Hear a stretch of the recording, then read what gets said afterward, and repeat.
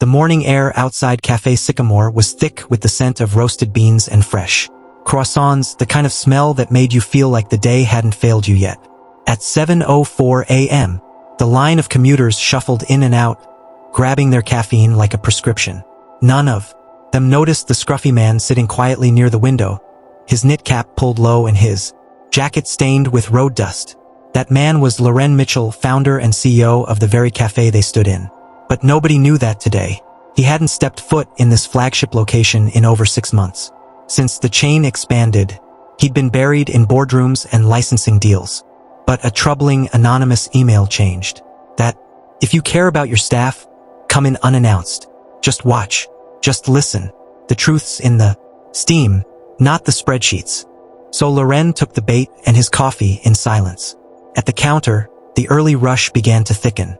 A barista with a tired ponytail and a chipped name tag, Talia, handled 3 mobile orders at once while managing the register. Her movements were smooth, practiced, but her eyes looked heavy, like she hadn't slept. That's when he heard it. A sharp voice cracked the hum of grinders and cash drawers. Talia, did you even wipe the counter? Look at the smudges. Are you blind or just lazy? The words came from Cameron, the store manager.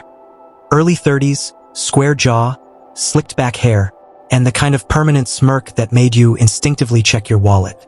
Talia didn't argue. She just swallowed hard and wiped harder.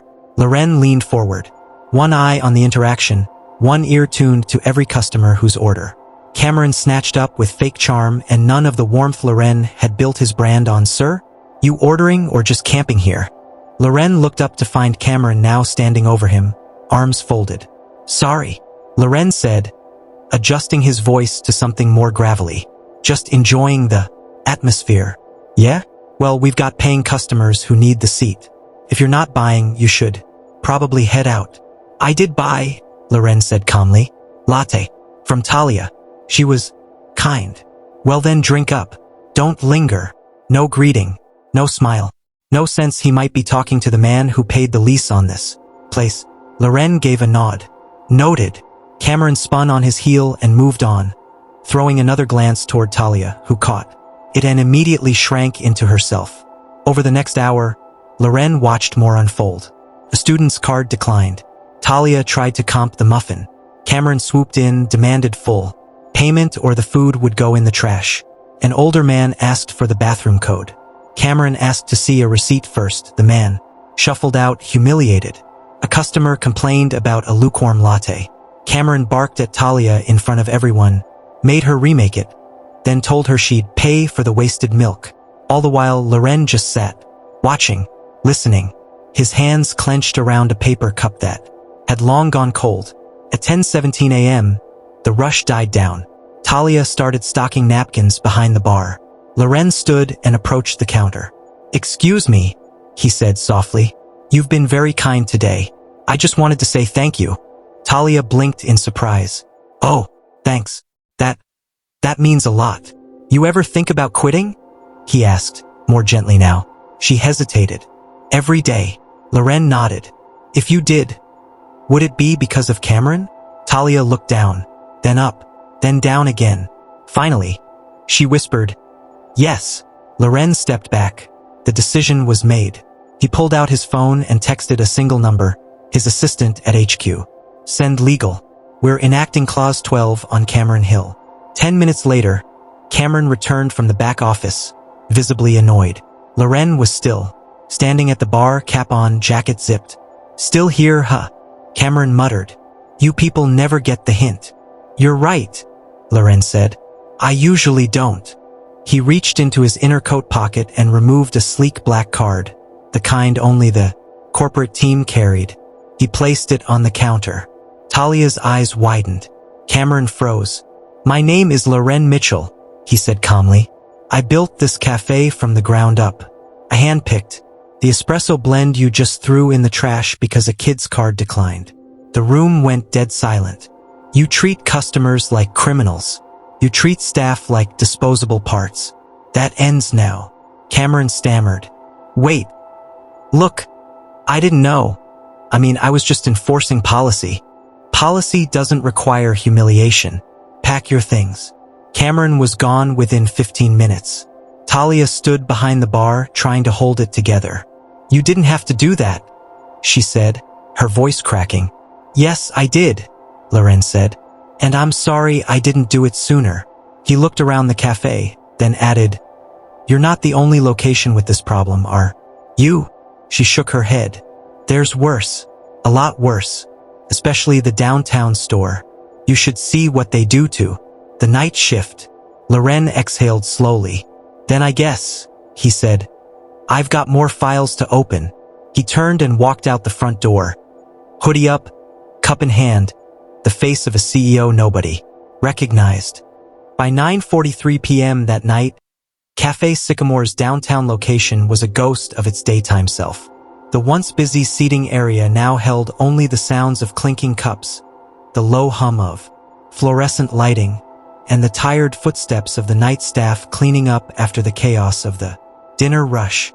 In the far corner, the bell above the door jingled as a worn-out man entered, dragging slightly as he stepped inside. His hoodie was pulled low, a scuffed backpack slung over one shoulder. He looked like he could have been just another down-on-his-luck customer searching for warmth. He wasn't. It was Loren Mitchell again in disguise, but this time with sharper eyes. Earlier that afternoon, after firing Cameron, Loren had gone to headquarters and pulled the internal review logs. Something about what Talia said wouldn't let go of him. The downtown store is worse. You should see what they do to the night shift. So he did exactly what he hadn't done in months. Walked into the problem instead of emailing it from a distance. The moment Loren stepped through the door, a pale, anxious young man looked up from behind the counter. "Welcome to Sycamore," he said, voice tight. "Can I help you?" "Coffee. Black. Whatever's hot." The barista nodded and began preparing it. A second voice interrupted from behind the swinging kitchen door. "Hurry it up, Brandon. This isn't a charity. If he doesn't tip, that's on your register." A man stepped out, wide frame, sleeves rolled up to his elbows, and a clipboard tucked under his arm like a badge. Derek Winston, night shift supervisor. Loren recognized him from an HR complaint that never went anywhere. "Excuse me?" Loren said, playing the part. "Is there a restroom?" Derek gave him a once-over. "Paying customers only. I just ordered coffee." "Then wait for it. You can use the one across the street." The barista, Brandon, flinched. Loren nodded and sat by the window, eyes tracking everything. Over the next 40 minutes, he watched Derek belittle a dishwasher named Mira for taking too long, despite her cleaning up a shattered mug. He pocketed tip jar cash when no one was watching, or so he thought. He accused Brandon of padding the till when the register came up short, loudly and in front of a customer. When Mira quietly asked for a short break due to her asthma, Derek barked, "Work or walk? Your choice." Lauren's jaw clenched. The worst part? The fear in their eyes. These weren't isolated incidents. This was routine. Culture of fear, cruelty, and silence, all hidden behind a corporate smile. At 10:41 p.m., the shift wound down. Mira scrubbed quietly in the back. Brandon counted cash with trembling hands.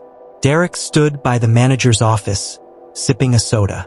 Loren approached the counter again. "You mind if I leave a note for the manager?" Brandon paused. "Actually, he's here." "That's Derek." Loren turned toward him. "Perfect." He walked over, placed a black card on the countertop. Derek raised an eyebrow. "The hell is this?" "That's my name on it," Loren said. "Loren Mitchell.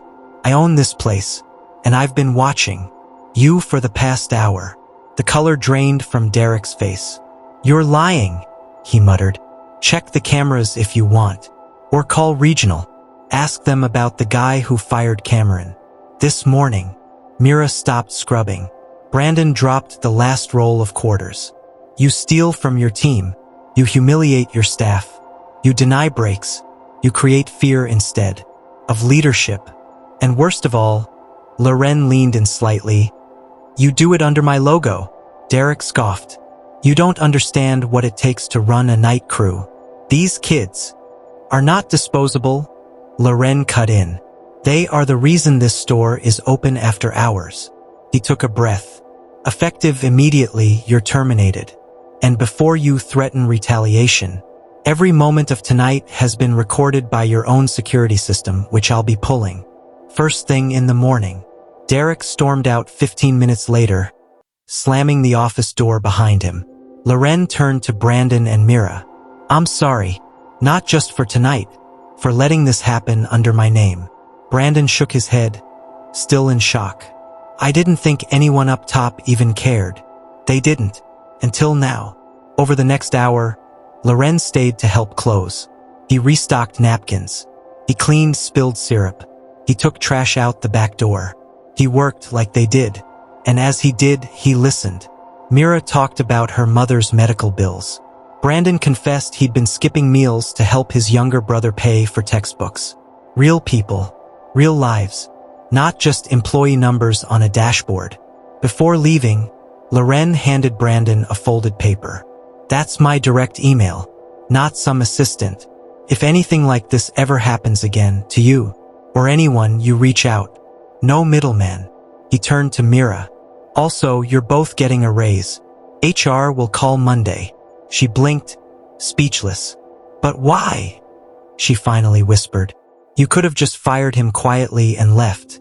That's what most CEOs would do. Loren nodded slowly, looking around the quiet cafe. Because I built this place on kindness, not cruelty. And somewhere along the way I let that get buried under growth reports and expansion meetings. He paused, then added, I needed to see it for myself, the way things really were. And now that I'm not just fixing one store, I'm opening every file. As Loren stepped out into the cool night air, the city lights flickered against the damp sidewalk. The sounds of late-night traffic buzzed in the distance. He stopped, looked back through the cafe window. Inside, Brandon was laughing. Mira was finally sitting. They weren't scared anymore. Loren zipped up his hoodie and whispered, mostly to himself, justice isn't about being seen. It's about seeing others and doing something about it. Then he disappeared into the city night. Another file closed and 100 more waiting.